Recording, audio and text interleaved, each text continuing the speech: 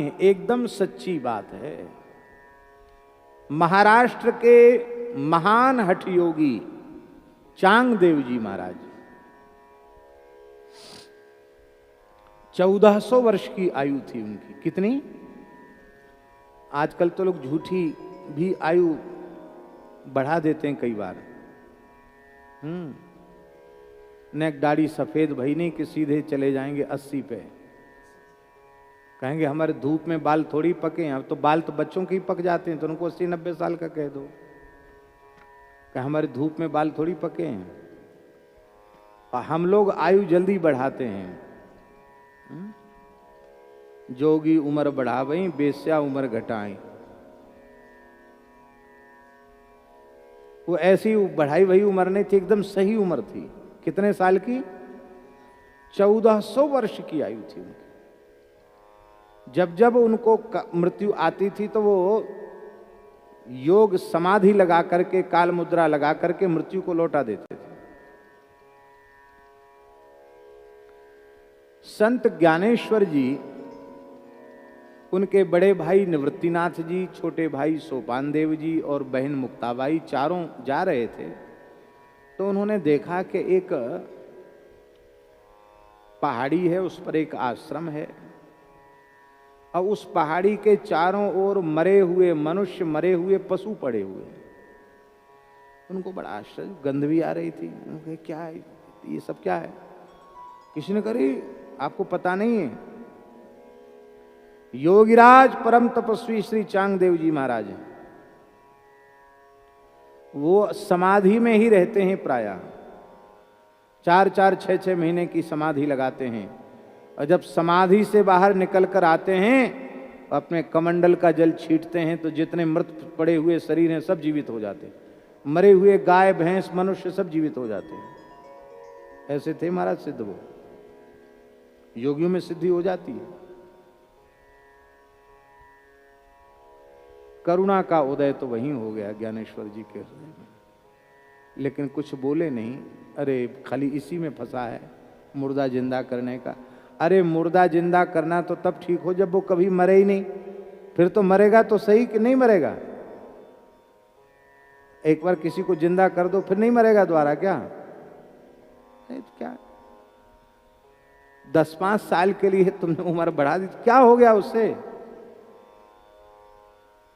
जय जयकार, वाह वाह, उससे क्या मिल गया? अरे मुर्दा जिंदा हो गया, तुमको क्या मिला? केवल यश प्रतिष्ठा मिली, वाह वाह मिली, और क्या मिला? और लोक मान्यता अनल सम कर तप कानन दा। ज्ञानेश्वर जी आलिंदी आ गए। और चांगदेव जी की तो बड़ी महिमा थी ही। इधर ज्ञानेश्वर जी की महिमा बढ़ी तो ज्ञानेश्वर जी की विलक्षण जो चमत्कारिक घटनाएं हैं, वो घटनाएं जब चांगदेव जी के कान में पड़ी तो उनको प्रसन्नता नहीं हुई। उनके मन में मात्सर्य का भाव, ईर्ष्या का भाव आ गया। भक्त होते तो ईर्ष्या नहीं होती, ज्ञानी होते तो भी ईर्ष्या नहीं होती। ज्ञानी तो अपने को ही सब में देख रहा है, ईर्ष्या किससे करेगा? ईर्ष्या तो द्वितीयाभिनिवेश से होगी, दूसरा है ही नहीं तो ईर्ष्या किससे करेगा? न ज्ञान था न भक्ति थी, ईर्ष्या हो गई। मन में सोचने लगे अभी तो छोटा सा बालक है ये, आगे चलकर तो पता नहीं कितना प्रभाव होगा। कहीं ऐसा ना हो कि मेरा प्रभाव विलुप्त हो जाए। कहते ना हम डाउन ना हो जाएं। डाउन कर दिया हमने उनको, डाउन कर दिया, हमारा प्रभाव डाउन ना हो जाए, ऐसा उनको भय हो गया। तो उन्होंने कहा कि चलें उस बालक से मिलके आए। लोगों ने हाँ चलो महाराज, आपको जरूर चलना चाहिए। तब चले तो सही चांगदेव जी, पर अपने योग बल से उन्होंने वसित्व सिद्धि है ना, वसित्व वश में कर लेना, वसित्व सिद्धि का आश्रय लेकर के उन्होंने एक जंगल के शेर को बुलाया और शेर पर बैठ गए। वसित्व सिद्धि के द्वारा ही भयंकर काले विस्तर नाग का कोड़ा हाथ में लिया। सांप की ही लंगोटी, नाग की लंगोटी, नाग का आड़बंद, नाग का कोड़ा हाथ में लेकर के एक हाथ में नाग का कोड़ा, एक हाथ में त्रिशूल। महाराज तमाम चेलों की भीड़ थी, अलख निरंजन कहने वाले लोग। गुरु महाराज की जय, चांगदेव महाराज की जय। बड़ी भीड़ लेके चल रहे थे, क्यों नीचा दिखाना था ना। पहुंच गए आलिंदी के पास तो अपने शिष्य को कहा, जाके सूचना करो योगीराज श्री चांगदेव महाराज आ रहे हैं, सूचना करो हमारे आगमन की, जिससे मेरी अगवानी हो। ज्ञानेश्वर जी बड़े अकिंचन थे, घर भी फूट चुका था, खंडहर जैसा था, टूटी दीवाल थी। टूटी दीवाल पर बैठ करके तीनों भाई और चौथी बहन वो धूप सेक रहे थे। तब तक चांगदेव जी का सेवक पहुंचा, बोले महाराज बुलाया है, गुरु जी आ रहे हैं, आप उनकी अगवानी करिए। सामान्य महापुरुष नहीं है। हाँ हाँ जरूर करेंगे अगवानी। अब उनके पास न हाथी, न घोड़ा, न पालकी, न जनता, क्या करें। तो जिस टूटी दीवाल पर बैठे थे उसी दीवाल को ठोका। कल देखो संत आए हैं, चलो अगवानी करते हैं। दीवाल चल पड़ी। वो दीवाल आज भी है, हम देख के आए, दर्शन करके आए, उस दीवाल को छू के आए। वो दीवाल आज भी है आलिंदी में, जिस पर बैठकर आप, जो दीवाल चल करके गई थी। चांगदेव जी समझ गए कि जड़ चेतन सब पर अधिकार है, ये सामान्य बालक नहीं है।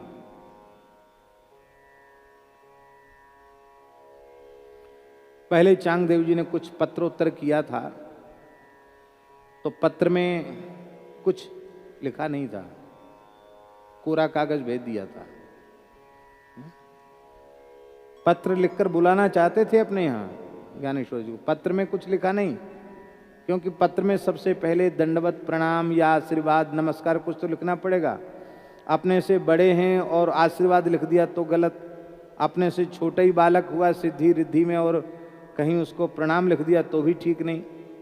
तो पहला ही लिखना निश्चित नहीं हो पाए तो आगे क्या लिखें, कोरा कागज भेज दिया। बोले वो सिद्ध है, बालक पढ़ लेगा। तो जब हाथ में कागज आए तो मुक्ताबाई ने पूछा कि इसमें तो कुछ लिखा नहीं है। तो ज्ञानेश्वर जी ने हंस करके कहा कि 1400 वर्ष का योगी सिद्ध होकर भी अभी तक कोरा ही है, इसलिए कोरा कागज भेज दिया। ना ज्ञान का रंग चढ़ा, ना भक्ति का रंग चढ़ा। तो बोले इस कोरे पर, कोरा है तो सौभाग्य की बात है, आप इस पर कुछ लिखिए। तब 65 छंद ज्ञानेश्वर जी ने लिखे उस पर। कितने लिखे? 65 छंद, जिसको ज्ञान चांगदेव 65 ही कहते हैं। 65 छंद लिख करके भेजे। जब उनको पढ़ा तो समझ गए कि तत्वज्ञानी कोई दिव्य महापुरुष आया है। तो भी उनके पास इस पद्धति से आए थे चांगदेव। अब सोचो, भगवान मैं आपका क्या स्वागत करूं। बोले आपने जो कागज पर 65 छंद लिखे हैं उनका अर्थ समझना चाहते हैं।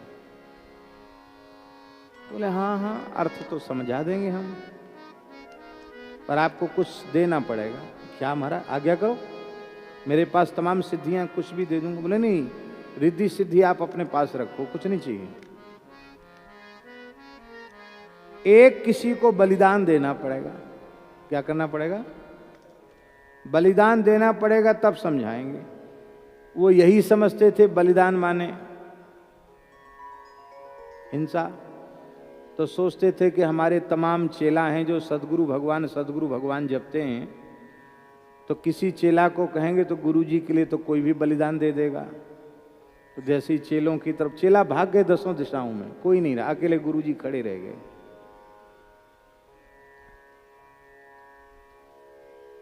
हाट के गुरु बाट के चेला, सांझ को मूड़े सवेरे अकेला। हाँ, सांझ को मूड़ दिया, सवेरे अकेले हो गए। कई बातें याद आती हैं तो बड़ी हंसी भी आती है।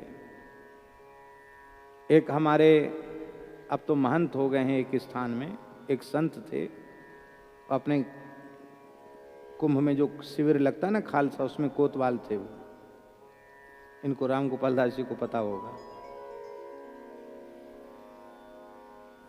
तो कुंभ में एक बालक मिल गया उनको, बोले ये बहुत अच्छा है, ये इसी को चेला बनाएंगे हम अपना। और बालक बड़ी सेवा करे महाराज, 15-16 साल का लड़का था। तो धीरे धीरे उसने बाबा जी की झोली ले ली, क्योंकि कुंभ में विदाई तो खूब मिलती ही है, और कोतवाल बाबा हैं तो उनको डबल विदाई, फिर कोई भगत जगत भी दे जाता है। तो बाबा जी ने खूब झोली उनकी, माघ कुंभ करके आए थे प्रयाग वाला, 2006 की बात है, 6 की है ना। अब वो आए तो माघ के महीना में तो कुंभ पूरा हो जाता ना वहाँ का, तो इधर आते तो ठंड तो थोड़ी बहुत रहती ही है, सर्दी थी। बसंत पंचमी का आखिरी स्नान करके हम लोग तो यहाँ वृंदावन आ गए, वो भी आ गया, वो लड़का भी आ गया। तो पीछे टीन सेट में बैठ के ब्यारू हो रही थी, और वो थाली उन्हीं की मांजता था, तो तुरंत उसने थाली उठाई और गया सो गया ही, लौट के नहीं आया। झोली भी लेके गया और गया। तो उसका नाम लेके पुकारा उन कोतवाल बाबा ने, बेटा अमुकदास, बेटा अमुकदास हुए तब तो मिले। अमुकदास तो गए। अरे तगड़े महात्मा थे, तगड़े महात्मा। तो ठंड का समय ऐसे कांपे।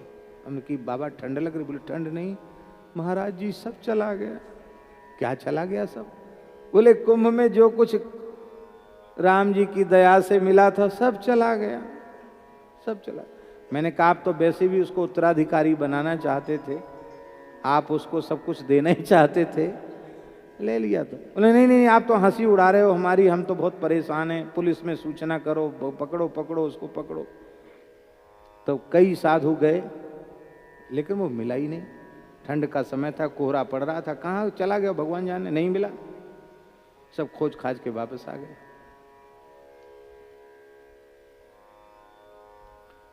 चेले वेले भी काम नहीं आते हैं। सच्चा समर्पण जिसका भगवान के चरणों में होवे, संतों के चरणों में होवे, गुरुजनों के चरणों में होवे, ऐसे तो बिरले ही होते, सब नहीं होते ऐसे। वो सब भाग गए महाराज, 10 सैकड़ों चेला थे, सब भाग गए। जब उन्होंने देखा कि इस समय कोई मेरे पास नहीं बलिदान के नाम पर, तब चांगदेव जी ने कहा मैं अपना ही बलिदान करने के लिए तैयार हूं, पर मैं समझकर बलिदान, पहले हमको समझाइए। मैं माने मेरी ही बलि हो जाएगी तो समझेगा कौन, आप इसको समझाइए। मैं स्वयं की बलि देने के लिए तैयार हूं। जैसे ही सिर झुकाया बलि देने के लिए, आपने तुरंत हृदय से लगाकर कहा बलि माने हिंसा नहीं, बलि माने समर्पण। अहंकार छोड़कर समर्पण करने वाला व्यक्ति ही ज्ञानोपदेश का अधिकारी होता है। तद विद्धि प्रणिपातेन परिप्रश्नेन सेवया उपदेक्ष्यन्ति ते ज्ञानम ज्ञानिनस् तत्वदर्शिनः। आप सीखने समझने आए थे, पर आपकी पद्धति अच्छी नहीं थी। पद्धति तो यही है। तो कुल मिला के बात यह है राम जी, 1400 वर्ष का जोगी 14 वर्ष के बालक का चेला बन गया। क्या हुआ? बोले अब महाराज हमें 65 तो समझ गए, और एकदम एक बात बता दो। ज्ञानेश्वर जी बोले एक बात तो ये है कि सब पचड़ा छोड़ो, अब तक जो कुछ किए हो, जो कुछ सीखे हो, सब भूल जाओ, और अब केवल और केवल हरिनाम के लिए अपना समर्पण कर दो। सार यही है। क्या करें? बोले मधुकरी मांगो जिससे अहंकार नष्ट होगा, आलिंदी में झाड़ू लगाओ जिससे अहंकार नष्ट होगा, नित्य सत्संग में आओ, और बाकी समय मानसिक नाम जप करो, और जब वैष्णव मिले तो मिलकर कीर्तन करो। क्या जपें, क्या कीर्तन करें? राम कृष्ण हरि, राम कृष्ण हरि, राम कृष्ण हरि जय जय, राम कृष्ण हरि, राम कृष्ण हरि, राम कृष्ण हरि, राम कृष्ण हरि जय जय, राम कृष्ण हरि, राम कृष्ण हरि जय जय राम कृष्ण हरि, राम कृष्ण हरि जय जय राम कृष्ण हरि, राम कृष्ण हरि जय जय राम कृष्ण हरि, राम कृष्ण हरि जय जय राम कृष्ण हरि, राम कृष्ण हरि जय जय राम कृष्ण हरि, राम कृष्ण हरि जय जय राम कृष्ण हरि, राम कृष्ण हरि जय जय राम कृष्ण हरि, सपने हूँ सिद्धि सुख सपने हूँ न जोग सिद्धि साधन, रोग वियोग धरो सो। योग में दो भय हैं, एक रोग और दूसरा वियोग। कोई भी क्रिया बिगड़ गई तो रोग पैदा हो जाएगा। एक महात्मा थे, अच्छे साधक थे, हठ योग की क्रियाएं करते थे, नेति धोती बस्ती शंख प्रचाल आदि कुंजल आदि सब क्रियाएं जानते थे। तो धोती कर रहे थे, वो कितनी सैकड़ों बार धोती किया था, पर धोती कहीं भीतर ऐसे फंस गई, अटक गई, उसको खींचने में उनके प्राण निकल गए।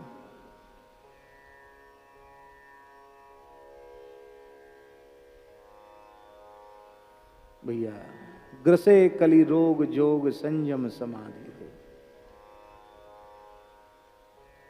और वियोग, वियोग जानते हैं, योग से आयु बढ़ जाएगी। 1 मिनट प्राण वायु को कुंभक में रोकने से 12 मिनट की आयु बढ़ जाती है। कितनी? और 12 मिनट रोक लेगा तो कितनी बढ़ेगी? बढ़ाते चले जाओ। और 12 घंटे रोक ले तो, 24 घंटे रोक ले तो ऐसे आयु बढ़ती है। तो आयु तो बढ़ गई, जरा भी नहीं, बुढ़ापा भी नहीं आया, कायाकल्प भी कर लिया योगियों ने। अब वियोग, चेला मरा, नाती चेला मर गया, पनाती चेला मर गया, भाई मर गया, पिता मर गई, माँ मर गई, अब सब मर गए। लो अब रो सबके लिए, क्यों? ज्ञान तो उत्पन्न हुआ नहीं, तो रोना तो पड़ेगा। तो रोग का भय और वियोग का भय ये योग के पीछे लगा हुआ है, नाम योग के पीछे नहीं। नाम योग में न रोग है और न वियोग है, नित्य श्री ठाकुर जी का संयोग है।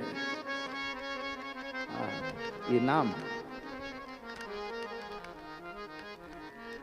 अरे भवरोग नष्ट हो जाता है, सामान्य रोग की रोग कहां से होएगा?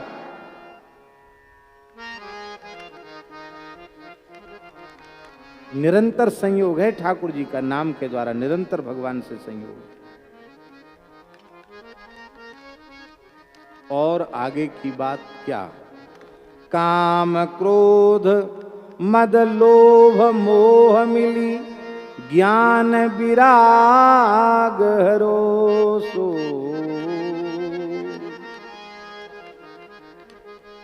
काम ने, क्रोध ने, मद ने, लोभ ने, मोह ने, सब ने मिल करके ज्ञान को भी हर लिया और वैराग्य को भी हर लिया। ज्ञान को चुरा लिया और वैराग्य को भी हरण कर लिया।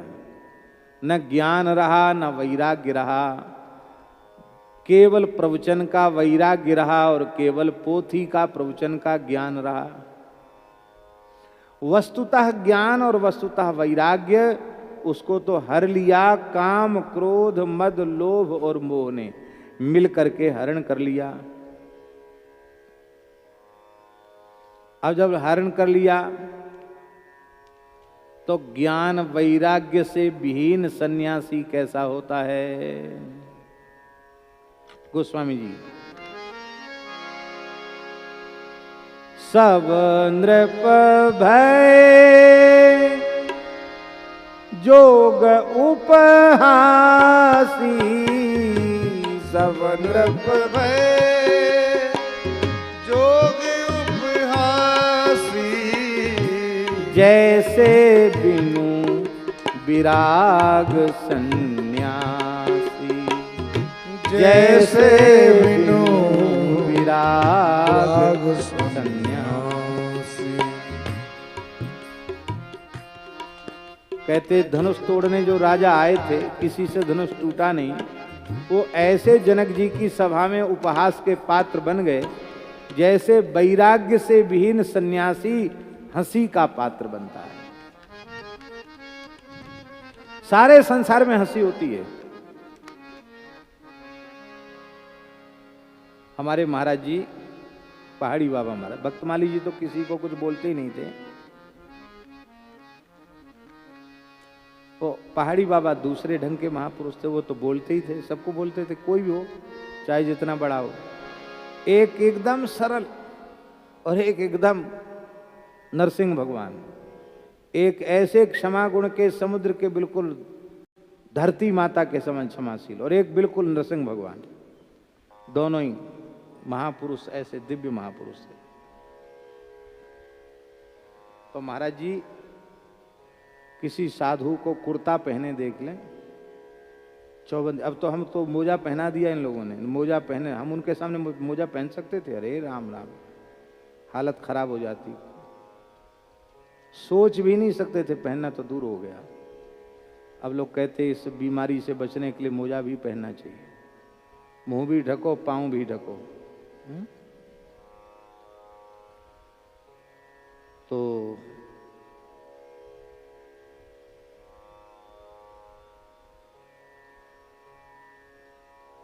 किसी साधु को बढ़िया चौबंदी पहने, नील लगा हुआ कपड़ा और बढ़िया चौबंदी, कुर्ता, जैकेट, ये सब पहने देखते, और अंगूठी और घड़ी ये देखते, आओ आओ आओ महाराज, आओ विराजो, वाह वाह विराजो, आओ आओ महाराज, आओ महाराज, वाह। फिर वो बैठ जाते, दंडोत महाराज, हाँ दंडोत दंडोत दंडोत। कहो श्रीमान जी कितना बज गया? तो अब तो लोग मोबाइल रखते हैं तो घड़ी कम पहनते, नहीं तो पहले घड़ी पहनने का भी एक शौक था। तो घड़ी पहने वाले ऐसे ऐसे देखते हैं, हाथ ऐसे करेंगे फिर ऐसे देखते, तो घड़ी देख इतने बज गए। फिर कहते अरे एक कुर्ता कहाँ से इसे लाया? वाह बहुत अच्छा कपड़ा है, कितने में आया? सब पूछ लेते उससे। अब वो सोचता कि हमारी तो बड़ी भारी प्रशंसा हो रही है, अरे बोले आप बहुत अच्छे महात्मा हैं। इसके बाद उसको फिर फटकारना शुरू करते, बदमाश कहीं के, बिडल पंथी, गुरु को लजाने वाला, गोविंद को लजाने वाला, है तेरी जय तेरी, मूरख मूरख, नीच नीच, ऐसे बोलते। इसलिए साधु बना, इसलिए घर छोड़ा। एक कुर्ता पहनना था, पजामा पहनना था, घड़ी पहननी थी, अंगूठी पहन, घर क्यों नहीं रहा? अरे साधु की शोभा अंगूठी से होती है कि माला झोली से होती है? साधु सिले कपड़े नहीं पहनते हैं, बिडल पंथी, बिडल पंथी। फिर कहते दुनिया थूकती है ऐसे साधुओं पर। फिर ज्यादा नाराज होते तो कई बार किसी ने टोक दिया ना, अरे महाराज जी आजकल तो सब पहनते, तो और नाराज होते। कुत्ता कुत्ता कुत्ता, कुत्ता खा लेता, उल्टी कर देता, फिर खा लेता है, सब भोगों की गृहस्थी उल्टी करते हैं, फिर उसी को खा रहा है, कुत्ता कुत्ता कुत्ता, ऐसे।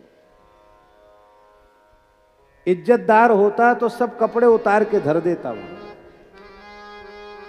पक्का ही साधु बन जाता है, और नहीं तो द्वारा जीवन में लौट के नहीं आता।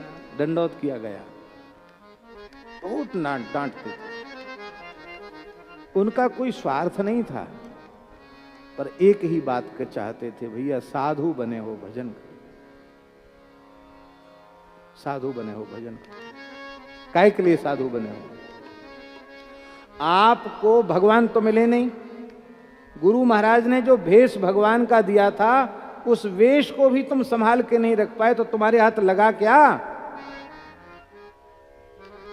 भगवान का भेष भी संभाल नहीं पाए, आपके हाथ क्या लगा? और महाराज जी एक बंगला कहावत कहते थे, अब हमको पूरा पता नहीं है, गलत हो तो आप लोग सही कर लेना। शरीरेर नाम महाशय जेई सहाय से ही शय, महाराज जी बोलते थे, शरीरेर नाम महाशय जेई सहाय से ही शय हैं। हाँ, जेमुन सहाय, यही बोलते थे, ठीक है, जेमुन सहाय तेमुन सहे। शरीर ही महाशय महात्मा है, इसको जैसा बनाना चाहो वैसा बन जाएगा। भले इसको बढ़िया भोगी बनाओगे तो भोगी बन जाएगा, योगी बनाओगे तो योगी बन जाएगा, तपस्वी बनाओगे तपस्वी बन जाएगा। तो यदि भोगी ही बनना था तो घर क्यों छोड़ा? किसी को छोड़ते नहीं थे वो, किसी को, हमको नहीं छोड़ते थे। हमको उन्होंने महंत पद पर बिठा, हमको नहीं छोड़ते थे। हमारी कथा चल रही थी रतलाम कुंज में, वृंदावन में, और श्री मदन मोहन दास जी हमारे पास मुख्य रूप से उस समय वही थे, सारी सेवा वही देखते थे। और खाक चौक में वो पूजा भी करते थे। तो पंगत तो वहां जल्दी हो जाती, हम वहां से 1 बजे कथा से आए। दिन में 2 टाइम कथा होती थी। तो गुरुजी 2 टाइम बोलते हैं, बोलने में बहुत श्रम होता है, इस विचार से उन्होंने थोड़ा दाल में घी डाल दिया। और महाराज जी वहीं खाली तख्त पर बैठते थे, उनकी नजर पड़ गई। ऐसी बढ़िया स्तुति भई। बोले साले दोनों नरक में जाएंगे, गुरु चेला दोनों नरक में जाएंगे। सीधे ही दोनों नरक में जाएंगे। ठाकुर जी को भोग लग गया, संतों ने पा लिया, अब ठाकुर जी के लगे हुए भोग में घी डाल के पी रहे हैं। तेरी जय रे तेरी, हे भगवान। ऐसे जो घी पीते हैं सबका घी निकल जाता है, किसी का घी नहीं रहता। बहुत इतना नाराज हुए कि हमको लगा कि हम पा रहे हैं, पाना छोड़ दें क्या, लेकिन वहां छोड़ भी नहीं सकते। अब मदन मोहन दास जी तो बहुत दुखी हो गए, नाराज हो गए कि बताओ महाराज जी ने इनको महंत बनाया, गुरु जी को, और इतनी मेहनत कर रहे हैं, थोड़ा 1 तोला घी डाल दिया तो घर में गाय है, तो गाय का घी डाल दिया तो क्या गड़बड़ हो गया? भाई किसी के भी मन में आएगा कि नहीं, डाल दिया तो क्या अपराध हो गया? बाद में हमने पा लिया तो फिर बुलाकर महाराज जी ने समझा, देखो हम लोग तो सब ठाकुर जी के पीछे हैं। ठाकुर जी के थाल की सामग्री इनके लिए रखी गई थी बचा, क्योंकि पंगत में दूसरा सबका बचा हुआ तो उनको खिलाया नहीं जाएगा। तो ठाकुर जी के थाल के सामग्री को रसोई घर में मिला के बचे हुए थाल को रखा गया था। तो ठाकुर जी के कटोरे में तो घी डाला नहीं और इनके लिए घी डाला, ये बहुत बड़ा अपराध हो गया। यदि ऐसा ही करना तो भगवान की दाल में पहले घी डालो, तोलो 2 तोला 3 तोला, जितना तुम्हारा मन हो घी डाल दो, फिर दे दो, कोई परेशानी नहीं। पर भगवान को भोग लगने के बाद तो मनुष्य के लिए, अरे भाई हम लोग साधु हैं, हमें घी पी करके, दूध पी करके, बादाम खा के संतान पैदा करनी है क्या? हम लोगों को भजन करना है, ये गलत है। फिर बोले अब कल से हम करेंगे तुम्हारी सेवा। हम महाराज जी ऐसा क्यों बोल रहे हैं? बोले नहीं नहीं, कथा में बहुत मेहनत होती, हम करेंगे। सवेरे महाराज जी ने दही मथा, मक्खन निकाला और बढ़िया बंगाल वाली दुलाल चंद की ताल मिश्री उसको पीस करके, और उसमें क्या कहते हैं, मक्खन में मिश्री मिला करके ठाकुर जी को भोग लगाया। और 1 कटोरी भर के मक्खन, बोले खाओ, अभी खाओ, इसी समय खाओ। किसी को देना नहीं, पूरा खाओ। अब देखो गले में भी तरावट रहेगी, माथे में भी तरावट रहेगी, और प्रेम से कथा कहो, कोई बात नहीं। पर ठाकुर जी को भोग लगाए बिना घी क्यों लिया? हम तो इस बात से नाराज हैं। पुराने संत ऐसे होते थे। वैराग्य हमारा नष्ट हो गया, हमारी रहनी बिगड़ गई, हमारा खान पान विचार सब बिगड़ गया। काम क्रोध मद लोभ मोह मिली, ज्ञान विराग हरोसो। इन विकारों ने हमारे ज्ञान वैराग्य आदि को हर लिया, और ऐसे अपरिपक्व वैराग्य वाले लोग जब सन्यास ले लेते हैं, सन्यास माने चतुर्थाश्रम की दीक्षा, ऐसा नहीं है कि सन्यास, ये भी तो वैष्णव सन्यास ही है। ये सन्यास माने क्या होता है? चतुर्थाश्रम। अब विरक्त साधु को क्या कहेंगे? ब्रह्मचारी तो वो है नहीं, क्योंकि ब्रह्मचारी का गोत्र नहीं बदलता, वो अपने गोत्र का ही उच्चारण संकल्प आदि में करता है, इसलिए वो ब्रह्मचारी भी नहीं है। क्योंकि ब्रह्मचर्य आश्रम का नियम जो वेशभूषा वो धारण नहीं करता। गृहस्थ छोड़ चुका है, इसलिए गृहस्थ भी नहीं है। वानप्रस्थी के नियम भी, वानप्रस्थ भी सपत्नीक होता है, तो वानप्रस्थी भी नहीं है। अब क्या है? संप्रदाय कोई भी हो जिसको हम लोग विरक्त वेश कहते हैं, वो सन्यास दीक्षा ही है। वो सन्यास बिगड़ जाता है। कैसे? बोले जब मन में वैराग्य नहीं होता, भोगों के प्रति, विषयों के प्रति राग समाप्त नहीं होता है, तो सन्यास लेने पर भी मन बिगड़ जाता है। और मन बिगड़ गया तो वेशभूषा का भी कोई मतलब नहीं रहा। कैसा? बहुत ऊंची बात, बहुत ध्यान से सुने। जल नावत आम घरो सो। आम माने होता कच्चा। कुम्हार ने घड़ा बनाया और उस घड़े को अग्नि में तपाया नहीं, आवे में तपाया नहीं, कच्चा घड़ा है मिट्टी का, और उसमें पानी भर दो, क्या होगा? थोड़ी देर में वो घड़ा फूट जाएगा, मिट्टी घुल जाएगी, पानी बह जाएगा। अपरिपक्व ज्ञान वैराग्य वाले व्यक्ति में आप सन्यास की दीक्षा भर दोगे तो क्या होगा? वो घड़े को नष्ट करके स्वयं भी ज्ञान नष्ट हो जाएगा। इसलिए पुराने समय में कई कई साल तक परीक्षाएं होती थी, तब जाकर वेश देते थे। सबको वेश नहीं देते थे जल्दी। चलो चलो सब कोई कहे, पहुंचे बिरला कोई, एक कंचन एक कामनी, दुर्गम घाटी दो। श्री मलुकदास जी कहते हैं, नारी नाही निहारिए, करे नयन की चोट, को एक साधु उबरे पर ब्रह्म की ओट। नारी घोटी अमल की, अमली सब संसार, को एक साधु ऐसा ना मिला, जो संग उतरा हो पार। क्या इन संतों ने स्त्री की निंदा की? निंदा नहीं की, साधकों को सावधान करने के लिए कहा। प्रकृति का संसर्ग नहीं करना, कंचन कामनी के आकर्षण से दूर रहना। यदि कोई गृहस्थ साधक है और भगवान की प्राप्ति इसी शरीर से इसी जन्म में करना चाहता है, तो परस्त्री और परधन इनके आकर्षण को विश्वत त्याग करके भजन में लगे, तो इसी जन्म में काम बन जाएगा। और यदि कोई विरक्त साधु है तो नारी मात्र और धन मात्र को विष के समान त्याग दे, तो इसी जन्म में इसी शरीर से भगवान तक पहुंच पाएगा, नहीं तो नहीं पहुंचेगा, कहीं कहीं अटक जाएगा, भटक जाएगा। कुछ दोष छोड़ने पड़ेंगे भजन के लिए।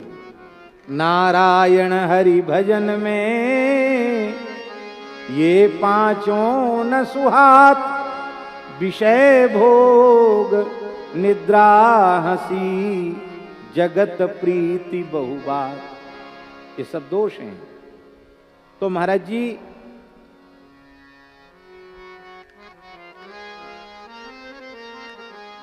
ज्ञान का साधन क्या है, बहुत ध्यान से सुने। ज्ञान का साधन है वैराग्य, फिर वैराग्य से उत्पन्न विवेक, फिर षट संपत्ति, फिर दम, बहिरिंद्रियों का दमन, फिर उपरामता, संसार से भोगों से उदासीनता, फिर तितिक्षा, सहनशीलता, फिर श्रद्धा, और इसके बाद समाधान। ये ज्ञान के अंग हैं। इतना होने पर ज्ञान परिपक्व होगा। तो कितने हैं ये गिनती करो, कितने हैं? विराग, विवेक, षट संपत्ति, षट संपत्ति को एक माना, दम, उपरामता, तितिक्षा, श्रद्धा और समाधान। कितने हुए? 8। अब ज्ञान के अंग तो हो गए 8, और काम, क्रोध, मद, लोभ, मोह, मिल ज्ञान विराग हरोसो। अब यहां बहुत बहुत बारीक बात। कामात क्रोध हो भी जाए थे, पहले काम को लिया, काम से क्रोध, फिर मद, फिर लोभ, मोह, सब काम से ही शुरू हैं। और काम कहां से पैदा हुआ? कहां से पैदा हुआ? विषयान ध्यायतो पुंसः संगस्ते सुपजायते, संगात संजायते कामा, कामात क्रोधो भी जायते। भगवत भागवत चिंतन छोड़ करके दूसरा चिंतन बड़ा बना तो बस वहीं से काम पैदा हो गया। अब काम के अंग कितने हैं वो भी सुन लीजिए, क्योंकि काम से ही सब पैदा हो रहे हैं, और काम वैराग्य की उत्पत्ति में बाधक बन रहा है। काम माने कामना। काम के कितने अंग हैं? ज्ञान के अंग हैं साधन के 8, और काम के साधन के अंग हैं 10। ज्यादा किसके हुए? बहुमत किस तरफ गया? ज्ञान बेचारा अल्पमत में आ गया, और काम जो ज्ञान का विरोधी है वो बहुमत में आ गया। कौन कौन है? 10 लिख लीजिए, सुन लीजिए। कौन कौन है? शिकार, जुआ, दिन का सोना। दिन में सोना भी काम का एक अंग है, दिन में सोना। हम भी सोते हैं, गलती है ये हमारी, दोष हमारा, इसको घटाना चाहिए। उसका कारण यह है कि दिन में सोने की जरूरत न पड़े, रात्रि में कम सोते हैं तो दिन में 1-8 घंटे विश्राम जरूरी हो जाता है। और जेठ में तो लोग कहते थोड़ा सोना भी चाहिए। जेठ मास जो आड़े सोवे, ताको दुख पछवाड़े रोवे। हमारे महाराज जी कहते थे, जेठ मास जो आड़े सोवे, ताको दुख पछवाड़े रोवे। आड़ में सोवे, लू लपट ना लगे। क्यों? उसे पित्त वृद्धि होती है गर्मी में, और दिन में थोड़े विश्राम करने से पित्त का शमन हो जाता है, इस दृष्टि से। पर दिन का सोना वर्जित है। पर निंदा, परस्त्री में प्रेम, किसी भी प्रकार के नशे का सेवन, मद्यपान आदि, चाहे वो और जो दूसरे नशे हों वो भी, नृत्य, गान, वाद्य और व्यर्थ में घूमना, ये 10 काम के अंग हैं। इनके सेवन से काम की वृद्धि होती है। अब गायन, वादन और नृत्य ये काम के अंग हैं, पर जब कीर्तन के अंग बन जाते हैं तो श्री कृष्ण प्रेम के साधन बन जाते हैं। श्री कृष्ण के सामने गाओ, खूब प्रेम से कीर्तन हरिनाम गाओ, खूब नाचो, खूब गाओ, खूब बजाओ। कलकत्ते में एक वैष्णव के यहाँ हम थे, बंगाली वैष्णव। हमारे पहाड़ी बाबा महाराज जो थे ना, उनके विशेष सेवकाना बंगाल में था, बंगालियों में। तो बंगला भाषा सब समझते थे। तो एक बंगाली वैष्णव के यहाँ गए, तो वहाँ क्या हुआ कि महाराज जी संगीत प्रेमी थे, तो हमको भी लोग संगीत सुनाते थे। बंगाली लोग संगीत के शौकीन होते हैं। तो एक बाबुल राग होता है, बाबुल गान गाते हैं उधर बंगाल में, बाबुल गान गाते हैं। तो एक बहुत अच्छे कोई गवैया थे, बड़े प्रसिद्ध बाबुल गान गाने वाले। तो उन्होंने कहा कि ये बाबुल गान गाते हैं और आपको बाबुल गान सुनाएंगे। उसके पहले कुछ साधु वहीं के कलकत्ते के अपने गौड़ीय परंपरा के संत वैष्णव वो कीर्तन कर रहे थे हरि नाम का, अष्टप्रहर वाला कीर्तन पूरा हुआ था। तो वो उन्होंने कहा हारमोनियम लाओ। वो मना कर दिया उसने, कीर्तन वाले ने, नहीं नहीं नहीं। वो थे तो बंगला में बात कर रहे थे, लेकिन उसका आशय ये था कि तुम लोकगीत गाता है, इस पर हम कीर्तन करता है। ये कीर्तन नाम ब्रह्म है, नाम ब्रह्म की साधना इस पर होती है। और तुम लोकगीत गाने वाला है, बाबुल गान गाएगा, हम इस पर नहीं गाने देगा। हरिनाम गाना है तो गाओ, बाबुल गान हमारे हारमोनियम पर नहीं गा सकते। क्यों? हम लोग कीर्तन के पहले खोल, पखा और करताल और झंप, इन सबको फूल तुलसी चंदन चढ़ा करके प्रणाम करते हैं कि भगवान की उपासना का साधन है। ऐसे तुम लोकगीत गाएगा, बाबुल गान गाएगा? नहीं नहीं नहीं, तुम गवैया है, अपना हारमोनियम लाओ, हम नहीं गाने देगा। तो वो जो सज्जन थे जिनके घर में हम रुके थे, वो नाराज हो गए, बोले अरे वाह, आप क्यों नहीं देंगे गाने के लिए, इतने बड़े कलाकार का अपमान करते हैं। तो उनके भाव को देखकर हमें मन में बड़ी प्रसन्नता। मैंने कहा नहीं भैया, बिल्कुल ठीक कह रहे हैं, हम आप गवैया हैं अच्छे, तो हम फिर कभी सुनेंगे आपको बुला करके, हमको भी जल्दी जाना है, कोई बात नहीं, आप मन में बुरा नहीं माने, ये बिल्कुल ठीक कह रहे हैं। जिस खोल पर, जिस झंप पर, जिस हारमोनियम पर कीर्तन हो रहा है, उस पर लोकगीत नहीं गाया जाना चाहिए। अब तो महाराज कथा में लोग गीत, गजल और फिल्मी गाना सब लोग गाने लग गए हैं। बड़े लोग तो बड़े लोग हैं, बड़े लोगों को तो कोई कुछ कहेगा नहीं, पर बड़ों की नकल ही छोटे करते हैं, छोटे लोग भी गाने लग गए। ये ठीक नहीं है। तो ये भी काम का साधन है, इसलिए संगीत केवल श्री ठाकुर जी के लिए और किसी के लिए संगीत नहीं। हाँ। तो ये जो दोष हैं, इन दोषों के कारण सब नष्ट हो जाता है। बिगड़त मन संन्यास ले, बड़ा कठिन है महाराज।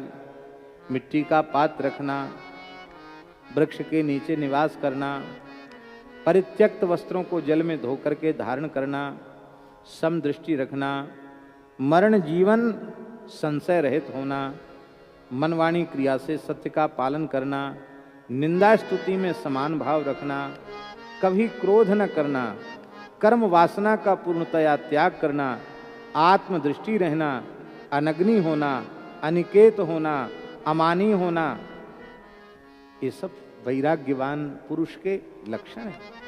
ये सब होने चाहिए।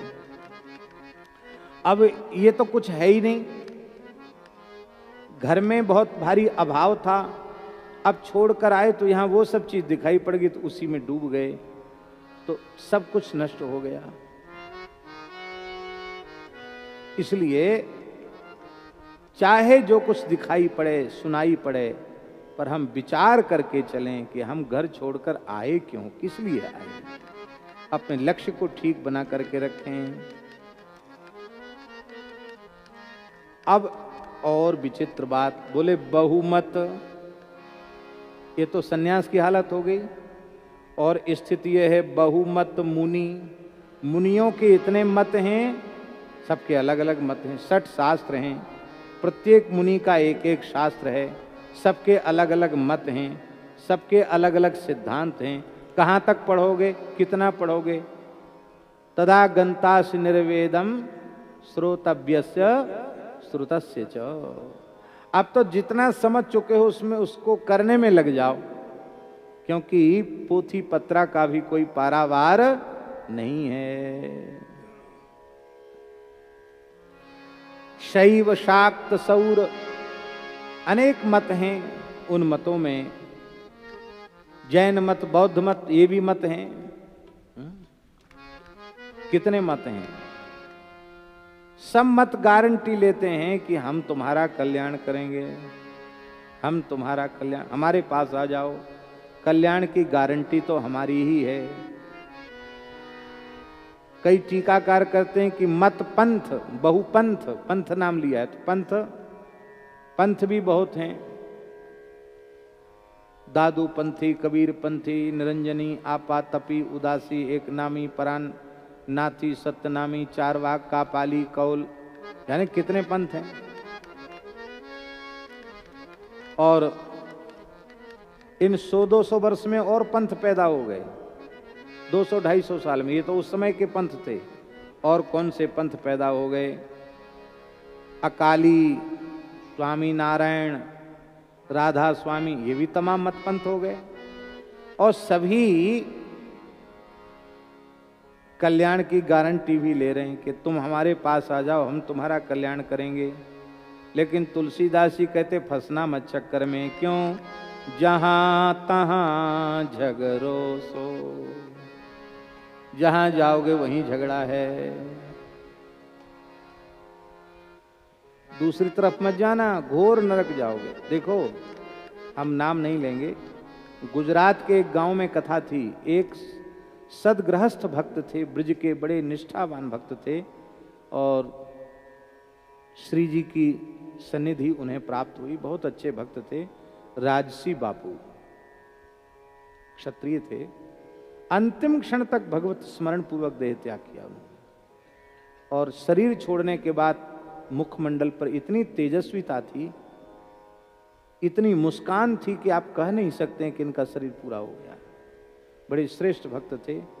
उनकी स्मृति में आयोजन हुआ था, हम गए थे कथा में। तो जैसे पंथों का नाम लिया ना, ऐसे कुछ पंथ वाले लोग उस गांव में वो कथा सुनने आ गए। तो उस कथा के बाद उनके जो पंथ के जो मुखिया थे वो आए, तो आकर उन्होंने कहा, रे तुमने दूसरे संप्रदाय वाले वैष्णव साधु की कथा सुनी, तुम सब नरक जाओगे, सब नरक जाओगे। उनकी हमारे भगवान में श्रद्धा ही नहीं, तुमने उनकी बात क्यों सुनी? वो गांव के लोग थे बेचारे, बहुत डर गए। इतना डांटा उनके धर्माचार्य ने। तो बोले क्या क्या होगा? बोले महाराज वो अनुष्ठान होगा वहां मठ में, पूजा करानी पड़ेगी, तुम लोगों की प्रायश्चित कराना पड़ेगा, बहुत पैसा खर्च होगा। गरीबों के यहां से 4.5 लाख रुपए उगा के ले गए वो। 4.5 लाख रुपए में सब पाप नष्ट हो गया। वाह, कितनी अच्छी बात है। तब करोड़पतियों को तो पाप लगता ही नहीं होगा, उनके पास तो करोड़ों रुपया है, सब पाप नष्ट ही हो जाएगा। रुपये से ही पाप नष्ट होता है। 4.5 लाख से प्रायश्चित होता है, तो करोड़ों रुपए जिनके पास है उनको तो पाप छूता भी नहीं होगा। जहां तहां झगड़ो सो। सच्चा साधु कभी किसी संत के दर्शन की मना नहीं करेगा, कभी सत्संग की मना नहीं करेगा। वो कहेगा कि हम ठेका नहीं ले रखे कल्याण का, तुम्हें अपना कल्याण जहां दिखता हो वहां जाओ। पर मेरी बात यह है कि हरिनाम को छोड़ करके, हरेर नाम हरेर नामैव केवलम कलौ नास्तेव नास्तेव नास्तेव गतिरन्यता। नाम को छोड़ करके तुम भटक मत जाना। तब प्रश्न उठा कि अब आप बताइए क्या करें। गुरु कहो राम भजननी को मोही, लगत राज डगरो सो। गुरु कहो राम भजननी को मोही, लगत राज डगरो सो। हाँ नाहिन आवत आन भरोसो, नाहिन आवत आन भरोसो। हमारे गुरुजी ने तो, श्री स्वामी नरहरानंद जी ने एक ही बात कह दी है, बेटा राम भजन करो। ये राज डगरो है, राजमार्ग है। ये भजन का मार्ग, हरिनाम का मार्ग, भगवत शरणागति का मार्ग, भक्ति का मार्ग राजमार्ग है। धावन निमील्यवा नेत्रे न स्खलित न पते दिया। दौड़ के चलो, आंख मूंद के चलो, आंख खोल के चलो, न स्खलन है न पतन है। चाहे जैसा संकट आवे, चाहे जैसी समस्या आवे, भटकने के बहकने के अनेक अवसर जीवन में आवेंगे, पर स्वप्न में भी हरिनाम से कभी विमुख नहीं होना, कथा कीर्तन से विमुख नहीं होना। लाख विपत्ति आवे तो भी हमें कथा कीर्तन से विमुख नहीं होना। समझना यह है कि ये सब विकट प्रतिकूल परिस्थितियां हमारी निष्ठा की परीक्षा के लिए आई हैं कि इस अवसर पर ये भगवान को भजता है कि नहीं भजता है।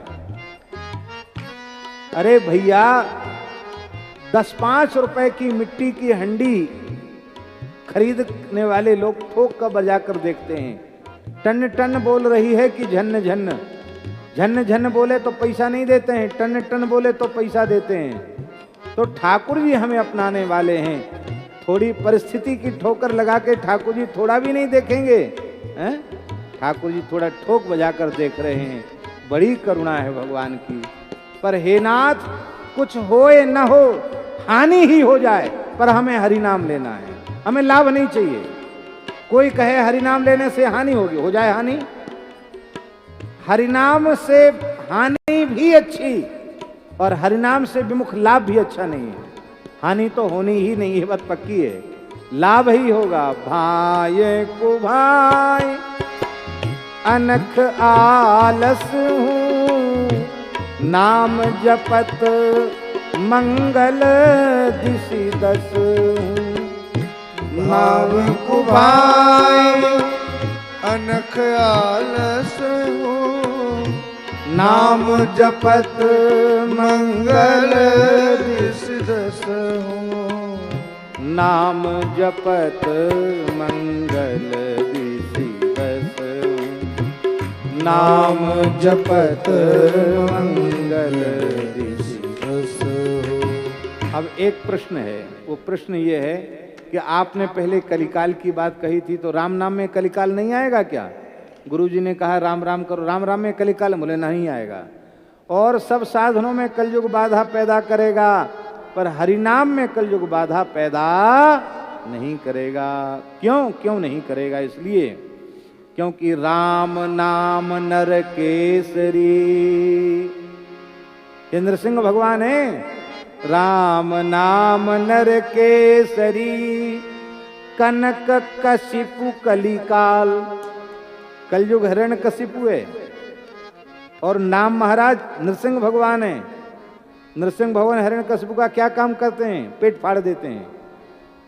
नाम महाराज कलयुग का पेट फाड़ देंगे।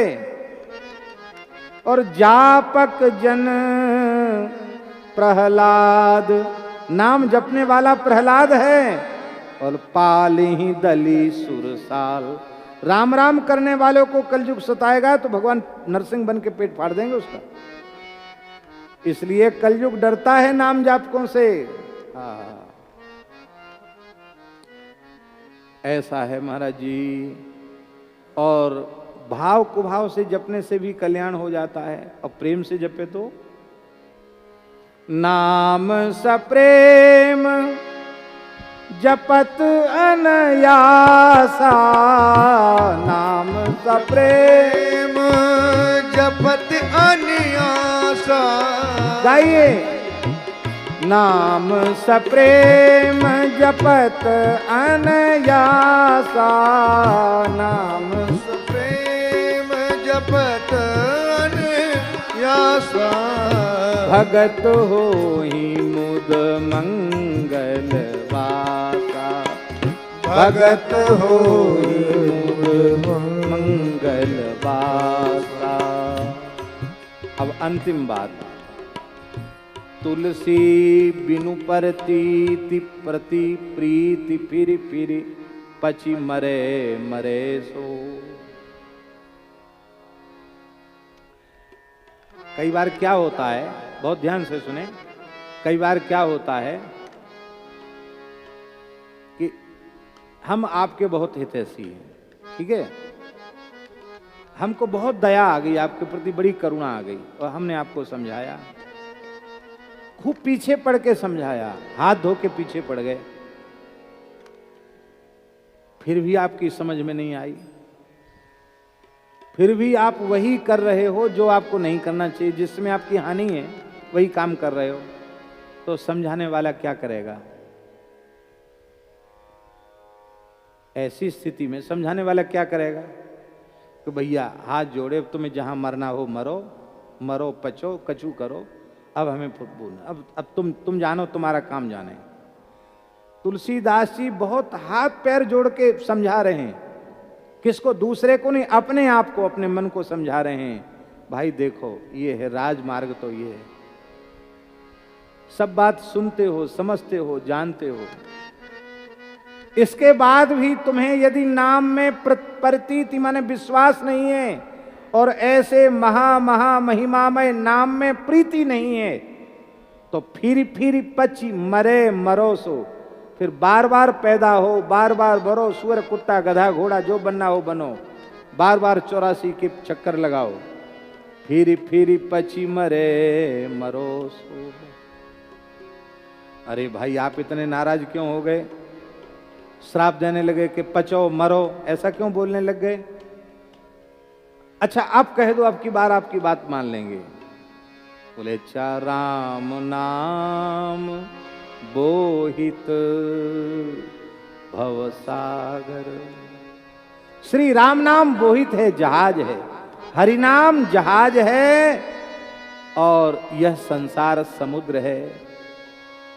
हम तैरना जानते हैं, बचपन से ही तैरना जानते हैं, तैरने का शौक भी खूब है। तो कोई पोखरा तो तैर जाएंगे, कोई सरोवर तैर जाएंगे, छोटी मोटी नदी भी तैर के पार कर जाएंगे। हम कहें जगन्नाथपुरी जाके के समुद्र पार करेंगे तो कर पाएंगे? एक हेड़ा में ही समुद्र एक उठा के पटक के फेंक देगा। कितने लोग के हाथ पांव टूट जाते महाराज। वहां भी जुक्ति मुक्ति से नहाना पड़ता समुद्र में। थोड़े भी असावधान हुए कि बस जैसी आराम। समुद्र तो नहीं तैर सकते, तैरना जानते तो भी समुद्र नहीं तैर सकते।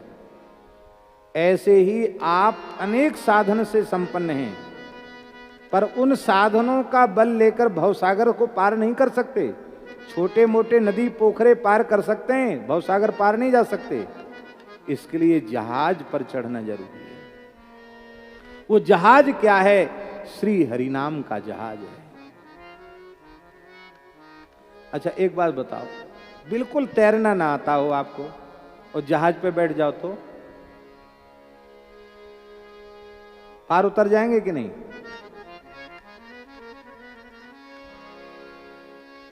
अच्छा जहाज में बैठ के सो जाओ तो? ऐसा तो नहीं कि जहाज बीच में रोक के उतार दे कि नहीं नहीं नहीं तुम सो गए उतरो। माला फेरते फेरते सो भी जाओगे तो भी बीच मझधार में नहीं उतारा जाएगा। बोलो वृंदावन बिहारी। कथा कीर्तन नाम ये जहाज है। इसका मतलब ये नहीं समझना कि कथा कीर्तन भजन में सोना ही चाहिए, ऐसा नहीं है। लेकिन ये एक विशेष बात है। यहाँ एक बात हमारे आज भगवत कृपा से ध्यान में आई कि जहाज में बैठने वाला व्यक्ति पार तो उतर जाएगा, इसमें कोई संदेह नहीं है, पर कब उतरेगा पार? जब जहाज में चढ़ा रहे, जब जहाज मुकाम पर बंदरगाह पर पहुंच जाए तब उतरे। और माथा पगला जाए और बीच में ही जहाज छोड़ के कूद जाए तो बोलो हैं? किसका दोष है? जहाज का दोष है कि जहाज चलाने वाले का दोष है? किसका दोष है?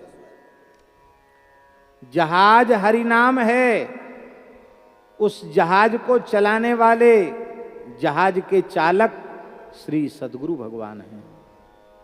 गुरु कर्णधारम, गुरु महाराज कर्णधार हैं, उसको जहाज को खेने वाले हैं। सत की नाव खिवटिया सतगुरु भव सागर तरी आयो। पर बीच में ही हमने जहाज से छलांग लगा दी। कहां? भव सागर में। तो क्या होगा? डूबना पड़ेगा। इसका मतलब है जब तक मुकाम पर न पहुंच जाए तब तक चढ़ा रहे। ध्यान में आई बात? तब तक हरि नाम का आश्रय ले जब तक श्री राधा गोविंद के चरणों में न पहुंच जाए। श्री रघुनाथ जी के चरणों में जब तक न पहुंच जाए तब तक आश्रय लेकर के रहे। बहुत से लोग भजन करने में लगते हैं, संतों का संग मिला तो नई भक्ति 9 दिन, खींचा तानी 10 दिन, बाद में माला जपना छोड़ देते हैं, फिर भजन कीर्तन छोड़, फिर संसार में फंस जाते हैं। अन्यथा नहीं मानना। बड़ी बड़ी संख्या में नाम जप करने वाले लोग भी अंत में कई बार ऐसा होता है कि विमुख होकर के एकदम प्रपंच में पड़ जाते हैं, भजन बिल्कुल छूट जाता है। ये क्या है? ये चलते हुए जहाज से जानबूझकर पगलापन दिखाते हुए और भव सागर में कूद जाना। भैया इस जहाज को छोड़ना नहीं है, बैठे ही रहना, अनन्य भाव से हरिनाम का आश्रय लेकर के रहना है। राम नाम बोहित भव सागर, चाहे तरन, तरन चाहे तो बैठे रहो और नहीं तो बैठ करके भी कूद जाओ। तरे सो, जो बैठा रह जाएगा वो भव सागर से पार उतर जाएगा। इन्हीं शब्दों के साथ 2 बज रहा है, आज कथा संपन्न होती है और हम ठीक से सेवा तो नहीं कर पाए, लेकिन श्री गुरुदेव भगवान का शताब्दी उत्सव था। ये शताब्दी वर्ष बार बार आएगा नहीं, इसलिए सब जगह मना करने के बाद भी यहाँ कर लिया। पूज्य अनंत श्री समलंकृत भजन मूर्ति श्री गोस्वामी श्री कृष्णदास जी महाराज, यही नाम था तो परम गुरुदेव श्री 3 कोड़ी गोस्वामी महाराज। ये 3 कोड़ी गोस्वामी महाराज हमारे पहाड़ी बाबा जिनका हम नाम लेते हैं ना, उनके घनिष्ठ मित्र थे। यहां से नहीं, वहां बंगाल से, वहां से महाराज जी का उनसे प्रेम था। जब यहां नहीं आए थे वो ब्रज में, तब से महाराज जी का 3 कोड़ी गोस्वामी पाद से बहुत प्रेम था।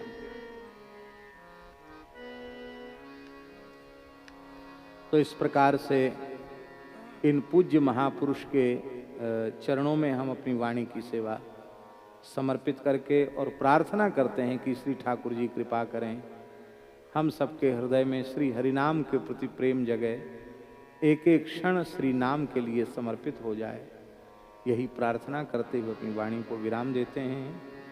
राम राघव राम राघव राम राघव रक्षमा, राम राघव राम राघव राम राघव रक्षमा, कृष्ण केशव कृष्ण केशव कृष्ण केशव पायमा, कृष्ण केशव कृष्ण केशव कृष्ण केशव पाय,